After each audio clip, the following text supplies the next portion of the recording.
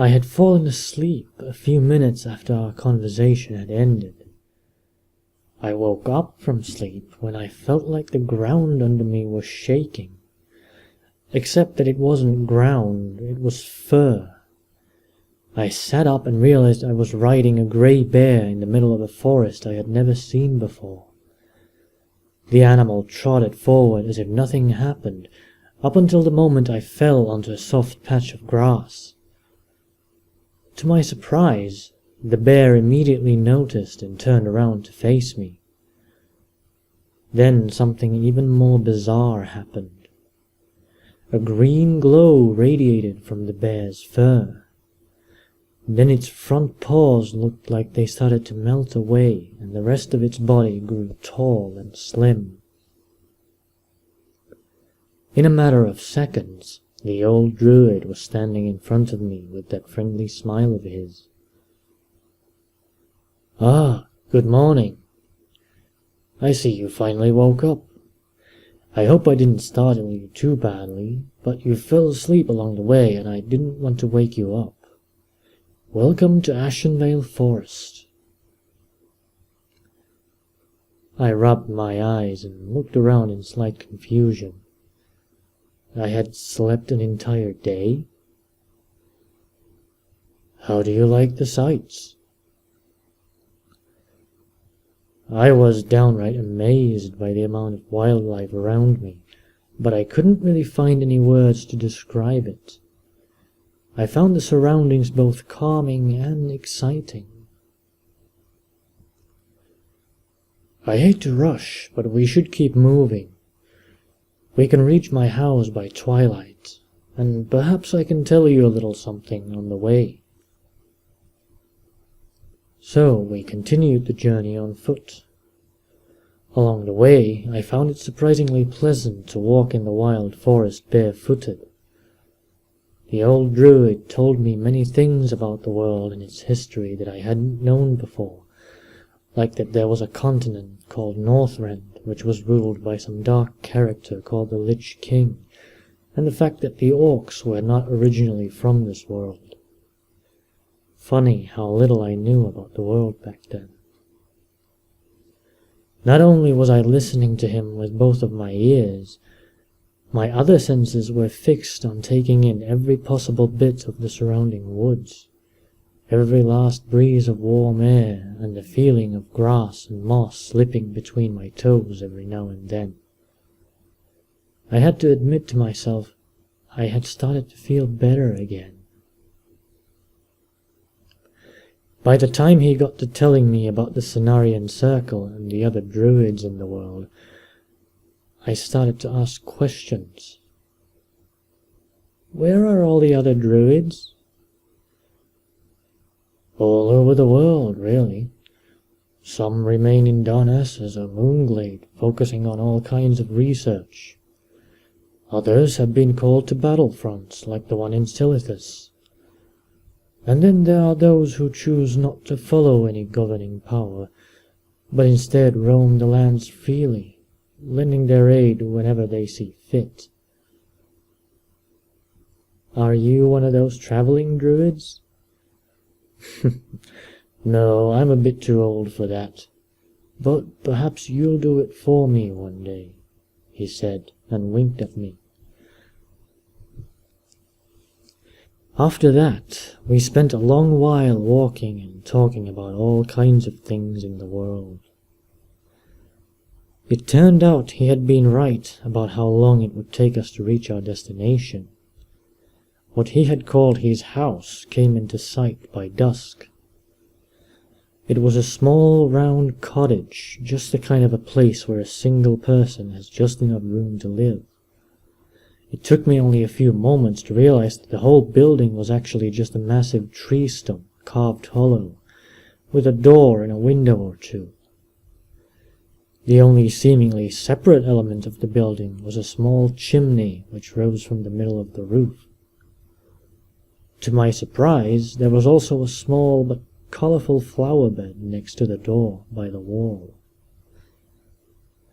However, the thing I liked most about the place was the fact that there was a small, crystal-clear pond right behind the cabin.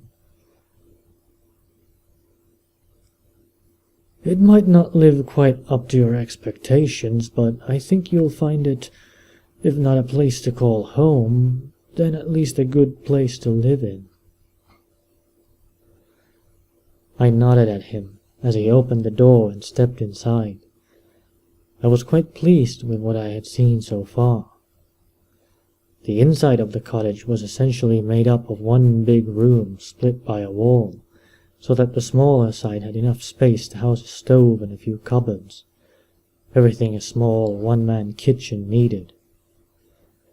The larger side had just 5 pieces of furniture, a large cupboard on the back wall, most likely where he kept his clothes, a round table with a lantern in the middle and a simple chair next to it, a cushioned, most comfortable-looking large chair in the corner of the room, and finally a large, full bookshelf on another wall.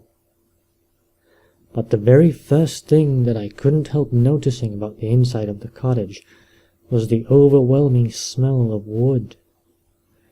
Again, the old Druid seemed to have read my thoughts on the matter. "Oh, don't mind the smell. You won't even notice it after a week or two." While saying that, he dropped his sack of supplies he had been carrying on the floor under the table, and went over to open another door on the far side of the room. Beyond it opened a view to a small backyard by the pond. It was actually just a patch of grass that looked well cared for, bordered on the right by what looked like another flower bed, but it had everything from minuscule flowers to large berry bushes and small trees growing in it, and on the left by an impassable pile of rocks, which I realized to be a cradle where all the water of the pond was coming from. As I went out there, the old Druid waved his hand in the direction of the plantation. "That's where I get most of my food, in case you were wondering.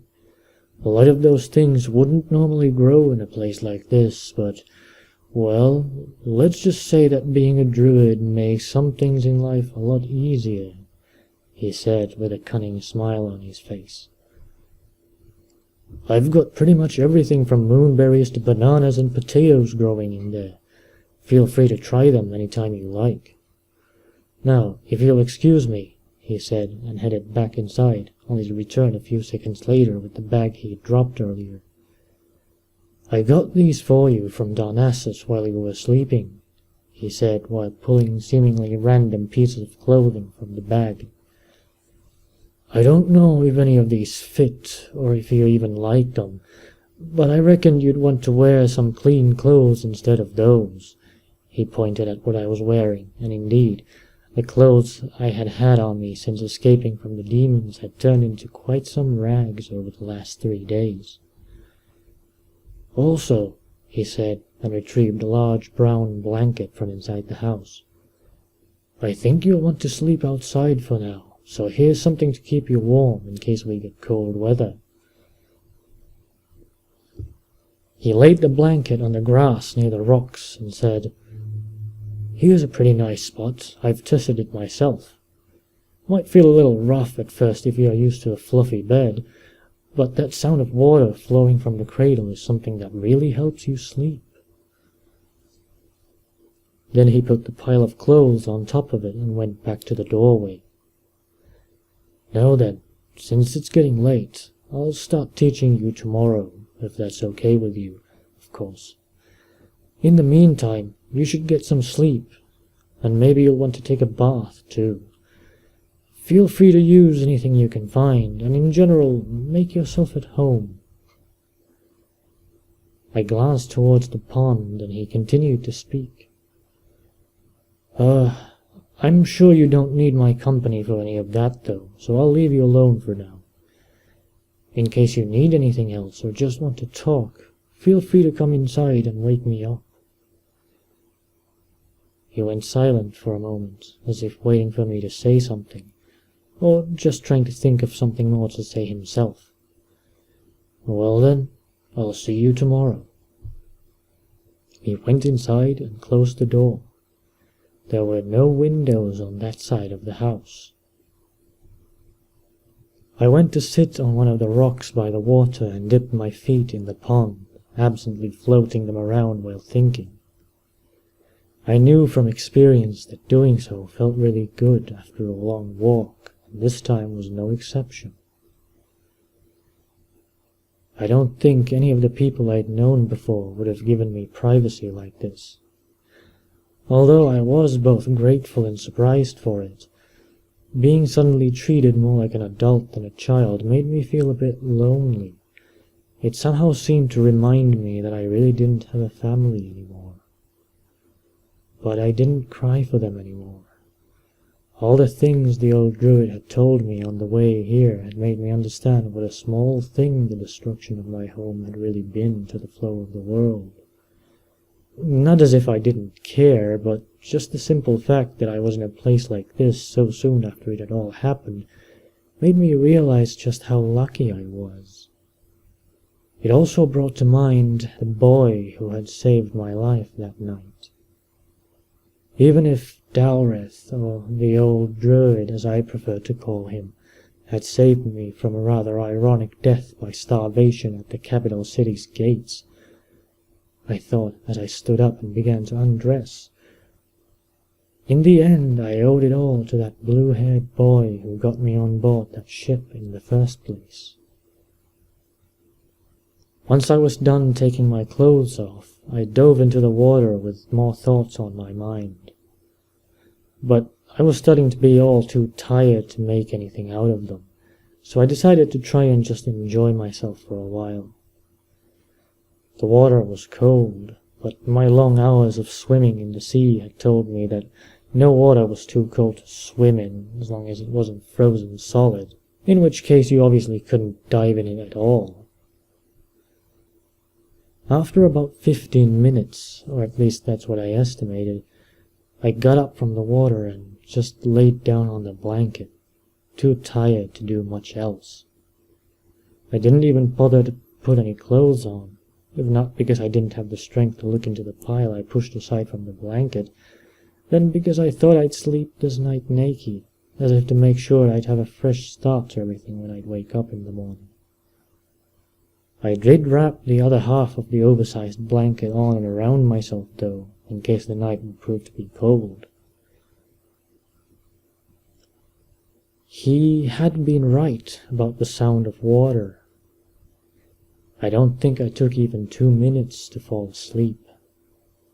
On top of that, I no longer dreamed of fire like the nights before.